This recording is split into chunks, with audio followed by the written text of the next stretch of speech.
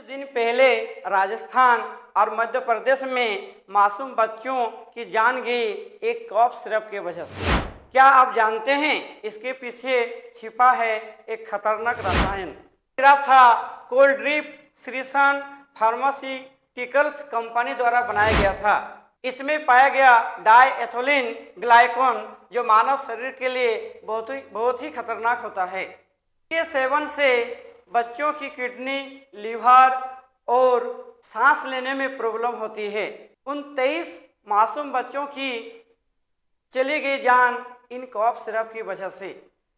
भारत सरकार और WHO के अनुसार इसमें 0.1% होना चाहिए था, लेकिन 48.6% पाया गया।